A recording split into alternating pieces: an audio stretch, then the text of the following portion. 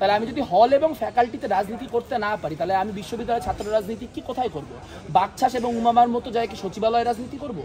যদিও এই ট্রমাটিকে আমরা সম্মান করি, কিন্তু এটি যে প্রক্রিয়ায় সমাধান করা হয়েছে তা কোনো গঠনমূলক সমাধান নয়। প্রথমত, এটি ৭৩-এর যে অধ্যাদেশ, সেই ৭৩-এর অধ্যাদেশের সাথে সাংঘর্ষিক, যার ফলে যদি কোনো শিক্ষার্থী কোনো একটি রিট করে, তাহলে সেই রিটের মধ্য দিয়ে অনায়াসে এই সিদ্ধান্ত খারিজ হয়ে যাওয়া সম্ভব।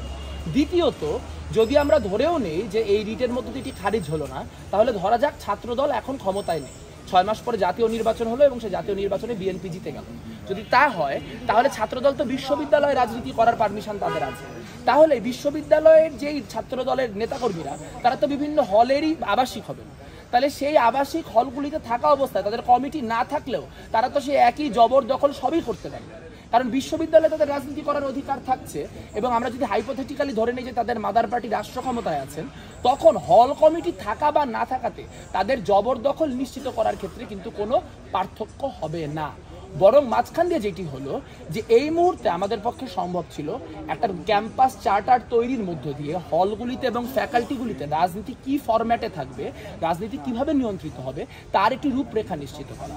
কিভাবে যে আবাসন, সেই আবাসন সম্পূর্ণরূপে প্রশাসনের হাতে থাকে এবং তা যেন কোনোভাবেই কোনো দলীয় ছাত্র সংগঠনের হাতে না যায়, তা নিশ্চিত করার একটা মেকানিজম তৈরি করা।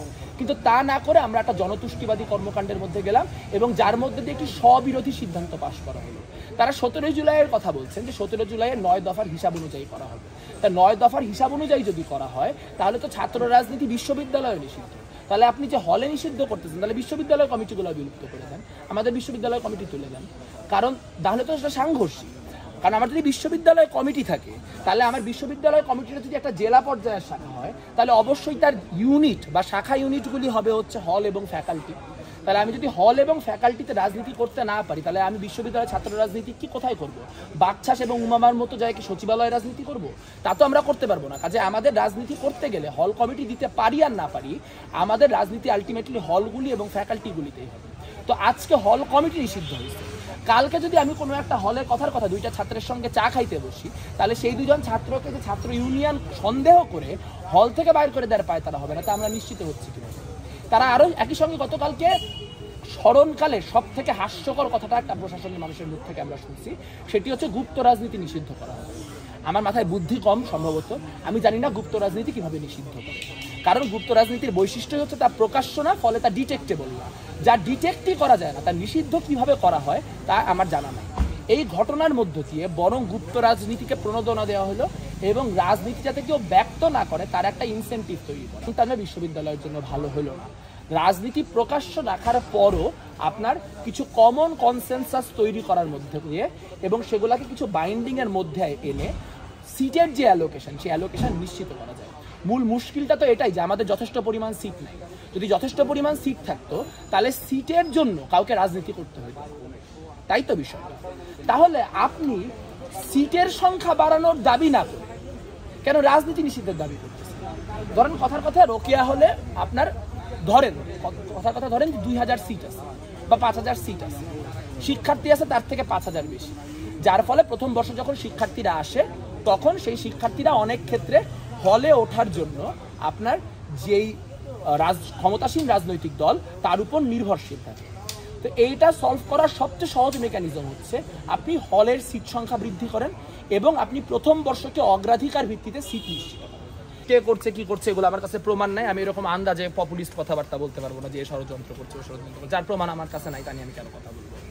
দ্বিতীয়ত হচ্ছে যে ছাত্র এখানেই মুশকিলটা, যে যেই ছাত্র অভ্যুত্থানের মধ্য দিয়ে একটা সরকারের পতন ঘটলো, এত বড় একটা স্বৈরাচারী সরকারের, সেটারই ৯ দফার আবার ৭ম দফা হচ্ছে ছাত্র রাজনীতি নিষিদ্ধ করতে হবে। তার মানে একটু বুঝে দেখেন যে আপনি সমন্বয়কদের লিস্ট দেখবেন সমন্বয়কদের লিস্টে ছাত্র দল নাই, বামপন্থীও নাই, সমন্বয়কদের লিস্টে আছে বাকছাস আর শিবির। কেন আছে? কারণ তখন শিবির গুপ্ত ছিল, ফলে আপনার যেই প্রথমে বলা হচ্ছিল সমন্বয়কদের মধ্যে অরাজনৈতিক লোক চাই, সেই ফিল্টার অনুযায়ী শিবির আটকায় নাই এবং একই সঙ্গে বাকছাসও আটকায় না, কারণ বাকছাস যেটা তখন তো বাকছাস না, তখন ছিল গণতান্ত্রিক ছাত্রশক্তি। গণতান্ত্রিক ছাত্রশক্তিও আটকায় না, কারণ গণতান্ত্রিক ছাত্রশক্তি যেটা রাজনৈতিক ফোর্স, এটা অধিকাংশ শিক্ষার্থী জানত। তার মানে দেখেন ওই আন্দোলনও কিন্তু আসলে দলীয় যে রাজনীতি যারা করে, এখন আমরা মাস্টার মাইন্ড অমুক তমুক হিসেবে কাদেরকে বলতেছি? নাহিদ থেকে শুরু করে সাদিক কায়েম থেকে শুরু করে আপনারা যাদের যাদের কথা বলেন এরা সবাই সংগঠিত ছাত্র রাজনীতি করতো, উমামা ফাতেমা থেকে শুরু করে সবাই সংগঠন করেছে। কাজেই সাংগঠনিক নেতৃত্বের মধ্য দিয়েই এই অভ্যুত্থান হয়েছে। কিন্তু যখন অভ্যুত্থান হয়েছে তখন এটাকে আড়াল করে বলা হয়েছে যে না এটা অরাজনৈতিকরা করতেছে। বাস্তবতা হচ্ছে অরাজনৈতিক বলে কিছু নেই। আপনি যদি আসলে অরাজনৈতিক শিক্ষার্থী হন তাহলে হলে কমিটি হইলো কি না হইলো এটা নিয়ে আপনার কোনো হেডেকই নেই। গতকালকে যেই ধরলাম যে 700 কত আমি জানি না গতকালকে মিছিল কতজনের হয়েছিল, ধরলাম 600 700 800 যাই হোক না কেন নাম্বারটা, সেই যেই শিক্ষার্থী ঢাকা বিশ্ববিদ্যালয়ের হলগুলোতে 10,000-এর উপর শিক্ষার্থী থাকে, তারা যে 600 700 800 মানুষ নামছে বাকি 9,000 নামে নাই কেন? তারা কি সাধারণ শিক্ষার্থী না? তারা নামে নাই কারণ তাদের কিছু যায় আসে না কারণ তারা অ্যাকচুয়ালি সাধারণ। বাকি গতকালকে যারা পুরো জিনিসটা লিড করলো আমরা দেখতে পাচ্ছি এটা ছাত্র সংগঠন বাকছাস, আমরা দেখতে পাচ্ছি ছাত্র ফেডারেশনের সাবেক নেত্রী উমামা ফাতেমা, যারও হয়তো ভবিষ্যতে রাজনৈতিক পরিকল্পনা আছে। অর্থাৎ রাজনৈতিক লোকজন দাঁড়ায় কিছু ভোটের আশায় কিছু পপুলিজম করার আশায় মানুষজনকে বলতেছে যে হলে রাজনীতি করা যাবে না। হলে রাজনীতি না হলে রাজনীতি কই হবে? এর কোনো রূপরেখা আছে কারো কাছে? নাই, না প্রশাসনের কাছে আছে না এদের কাছে আছে। কাজে যা হচ্ছে এটা খুবই অযৌক্তিক এবং এটাকে আসলে সমর্থন করার বিন্দুমাত্র সুযোগ। ভাইয়া আমরা তো একটু